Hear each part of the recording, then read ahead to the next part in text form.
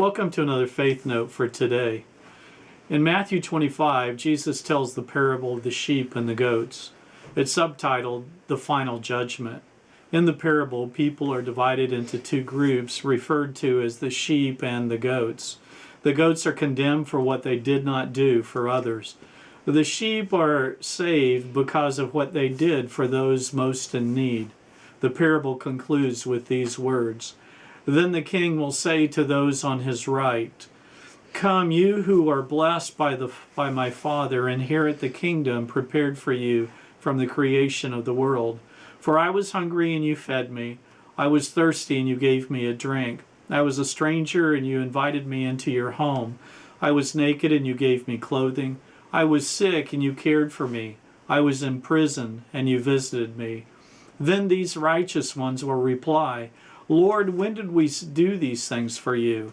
And Jesus replied, 'When you did it to one of the least of these, my brothers and sisters, you were doing it to me.'" On a crowded street in downtown Atlanta several years ago, my family waited in line to place our order. It was a hot, muggy day. We were surrounded by strangers. Everyone was pleasant, but stressed by the long wait and the heat. Not long after we joined the line, a very pungent odor began to fill the air. It was strong, to say the least. It made you want to gag. I never noticed it when we walked down the street or even when we stepped up and chose that particular restaurant. As I looked around, I noticed a homeless person standing behind me. Neither he nor his clothes had been washed in a long time. I found the source of the odor. My immediate instinct was to wish that the man would leave. He smelled bad. He looked awful. I didn't wish him any harm. I just wanted him to leave so that I could focus on more pleasant thoughts like the kind of food and the order that I was going to make for lunch. The man walked up to within a few feet of the restaurant entrance before the owner of the restaurant took his order and then went back inside. The man stepped to the side and then waited. Soon the owner came out with the meal that the homeless man had requested. He paid nothing for the meal. The man then disappeared into the crowd.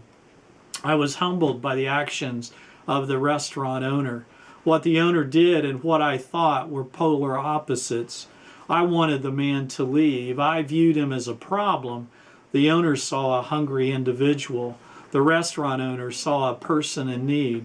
The owner treated him with dignity and with respect. The homeless guy never said a harsh word, never threatened any one of us. There was no money ever exchanged. Instead of calling the police or yelling at the guy for disturbing his customers, the restaurant owner fed a hungry individual and in so doing fed his soul and mine as well. When was the last time your assumptions about another person was completely wrong? When was the last time you were so focused on yourself that you missed the needs of those living right under your very nose? Thank you for watching another Faith Note for today. I want to close with two verses, one from Proverbs chapter 19. In that chapter we hear these words, "If you help the poor, you are lending to the Lord. He will repay you." And from Matthew 23, "The greatest among you will be your servant." Remember, it's not about you. Amen.